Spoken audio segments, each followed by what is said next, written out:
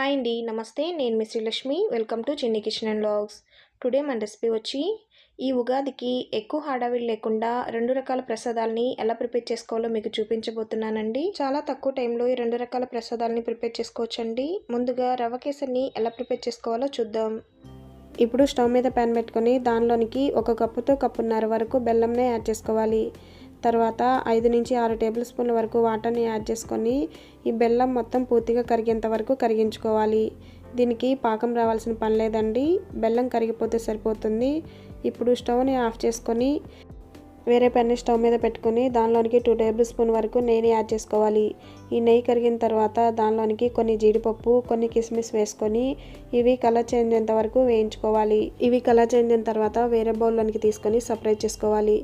తర్వాత అదే ప్యాన్లోనికి మనం ఏ కప్పుతో అయితే బెల్లంని తీసుకున్నామో అదే కప్పుతో కప్పు రవ్వని యాడ్ చేసుకొని ఇది లైట్ గోల్డెన్ కలర్ వచ్చేంత వరకు వేయించుకోవాలి. ఇది వేగింది అని ఎలా తెలుస్తుంది అంటే ఇది రవ్వ మనకి ఫ్రై అయ్యేటప్పుడు మంచి అరోమా వస్తుందండి. ఆ టైంలో స్టవ్ని ఆఫ్ చేసుకొని వేరే ప్లేట్లోనికి సపరేట్ చేసుకోవాలి.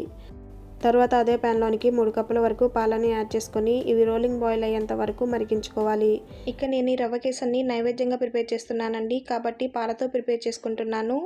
మీరు కావాలంటే వాటర్తో కూడా ప్రిపేర్ చేసుకోవచ్చు. ఇప్పుడు పాలు రోలింగ్ బాయిల్ అవుతున్నప్పుడు మనం ముందుగా ఫ్రై చేసి పెట్టుకున్న రవ్వని కొంచెం కొంచెంగా యాడ్ చేసుకుంటూ ఒకవైపు కలుపుకుంటూ ఉండలేమి లేకుండా మిక్స్ చేసుకోవాలి. ఇలా కంటిన్యూగా కలుపుకుంటూ రవ్వ మొత్తం పూర్తిగా ఉడికిపోయి ప్యాన్ నుంచి సపరేట్ అయ్యేంత వరకు ఉడికించుకోవాలి. ఇప్పుడు స్టెయినర్ తీసుకొని మనం కరిగించుకున్న బెల్లం వాటర్ని రవ్వలోనికి వడగట్టుకోవాలి. తర్వాత మనం యాడ్ చేసుకున్న బెల్లం వాటర్ మొత్తం రవ్వలోనికి అబ్జర్వ్ అయిపోయి మొత్తాన్ని మిక్స్ చేసుకుంటూ రవ్వని ఉడికించుకోవాలి.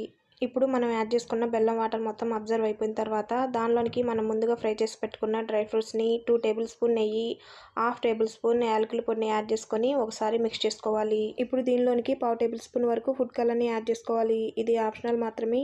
ఇలా కలర్ని యాడ్ చేసుకున్న తర్వాత ఒకసారి మొత్తాన్ని మిక్స్ చేసుకోవాలి. ఇలా మిక్స్ చేసుకున్న వెంటనే స్టవ్ని ఆఫ్ చేసుకోవాలి. ఎక్కువసేపు స్టవ్ మీద ఉంచుకున్నట్లయితే ఇది గట్టిగా అయిపోయే ఛాన్స్ ఉంటుందండి. ఇప్పుడు ఈ నైవేద్యాన్ని సర్వింగ్ బౌల్లోనికి తీసుకొని సర్వ్ చేసుకోవాలి. అంతేనండి, చాలా సింపుల్గా మనం బెల్లంతో రవ్వ కేసరిని ప్రిపేర్ చేసుకున్నాం కదా. మరి మీకు ఈ రెసిపీ నచ్చినట్టయితే తప్పకుండా ట్రై చేసి ఎలా వచ్చిందో నాకు కామెంట్ చేయండి. ఇప్పుడు మన రెండవ నైవేద్యం పులిహోరని ఎలా ప్రిపేర్ చేసుకోవాలో చూద్దాం. ముందుగా ఒక బౌల్ తీసుకొని దానిలోనికి 1 కప్పు వరకు బియ్యంని యాడ్ చేసుకోవాలి. తర్వాత 2 సార్లు శుభ్రంగా కడిగి దానిలోనికి కొన్ని వాటర్ పోసుకొని ఈ బౌల్ పైన మూత పెట్టుకొని అరగంట సేపు నాననివ్వాలి. ఇప్పుడు వేరే బౌల్ తీసుకొని దానిలోనికి 30 గ్రాముల వరకు చింతపండుని యాడ్ చేసుకొని 1 కప్పు వరకు వాటర్ని పోసుకొని ఈ చింతపండు పూర్తిగా నానిన తర్వాత గుజ్జుని ప్రిపేర్ చేసుకొని పెట్టుకోవాలి. ఇప్పుడు ఒక కుక్కర్ తీసుకొని దానిలోనికి 1.5 కప్పు వరకు వాటర్ని యాడ్ చేసుకోవాలి. ఇక నేను బియ్యాన్ని ముందుగానే నానబెట్టుకున్నాను కాబట్టి 1.5 కప్పు వరకు వాటర్ని తీసుకుంటున్నానండి. అదే మీరు అప్పటికప్పుడు ప్రిపేర్ చేయాలి అనుకుంటున్నప్పుడు 1 కప్పుకి 2 కప్పుల వరకు వాటర్ని పోసుకొని ప్రిపేర్ చేసుకోవచ్చు. ఇలాగా వాటర్ని యాడ్ చేసుకున్న తర్వాత దానిలోనికి ముందుగా నానబెట్టుకున్న బియ్యంని యాడ్ చేసుకొని 1 టేబుల్ స్పూన్ వరకు నూనెను వేసుకొని దానిపైన మూత పెట్టి 3 విజిల్స్ వచ్చేంత వరకు మీడియం ఫ్లేమ్లో పెట్టి ఉడికించుకోవాలి. 3 విజిల్స్ తర్వాత ఈ కుక్కర్ పైన మూత తీసి అన్నంని వేరే బౌల్లోనికి సపరేట్ చేసుకోవాలి. తర్వాత ఈ అన్నంలోనికి 1/2 టేబుల్ స్పూన్ వరకు పసుపుని యాడ్ చేసుకొని మొత్తాన్ని మిక్స్ చేసుకోవాలి. ఇప్పుడు ఒక వెడల్పాటి ప్యాన్ని స్టవ్ మీద పెట్టుకొని దానిలోనికి 3 టేబుల్ స్పూన్ వరకు ఆయిల్ని యాడ్ చేసుకోవాలి. ఈ ఆయిల్ హీట్ అయిన తర్వాత 3 టేబుల్ స్పూన్ వరకు వేరుశనగ పప్పుని యాడ్ చేసుకొని ఇవి కలర్ చేంజ్ అయ్యేంత వరకు వేయించుకోవాలి. ఇవి కలర్ చేంజ్ అయిన తర్వాత దానిలోనికి 1 టేబుల్ స్పూన్ పచ్చిపప్పు, 1 టేబుల్ స్పూన్ మినప్పప్పు, 1 టేబుల్ స్పూన్ ఆవాలు, 1/2 టేబుల్ స్పూన్ జీలకర్ర వేసుకొని వీటిని కొంచెంసేపు వేయించుకోవాలి. తర్వాత దానిలోనికి 3 ఎండుమిర్చి, సన్నగా కట్ చేసుకున్న 3 పచ్చిమిర్చి, కొంచెం కరివేపాకు యాడ్ చేసుకొని కొంచెంసేపు ఫ్రై చేసుకోవాలి. ఇవి మొత్తం పూర్తిగా ఫ్రై అయిన తర్వాత మనం ముందుగా ప్రిపేర్ చేసుకొని పెట్టుకున్న చింతపండు పులుసుని యాడ్ చేసుకొని దానిలోనికి 1/2 టేబుల్ స్పూన్ పసుపు, కొంచెం ఇంగువ, అలాగే 1 టేబుల్ స్పూన్ వరకు సాల్ట్ని యాడ్ చేసుకొని చింతపండు గుజ్జు దగ్గరగా అయిపోయి ఆయిల్ సపరేట్ అయ్యేంత వరకు ఉడికించుకోవాలి.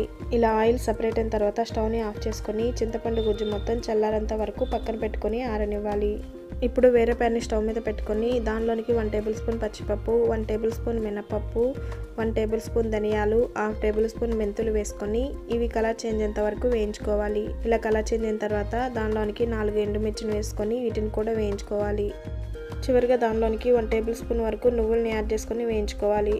ఇవి ముందే వేసుకున్నట్లయితే మాడిపోతాయండి, కాబట్టి చివరిలో వేసుకొని వేయించుకోవాలి. ఇప్పుడు దానిలోనికి కొంచెం ఇంగువని యాడ్ చేసుకొని ఒకసారి ఫ్రై చేసుకున్న తర్వాత స్టవ్ని ఆఫ్ చేసుకోవాలి.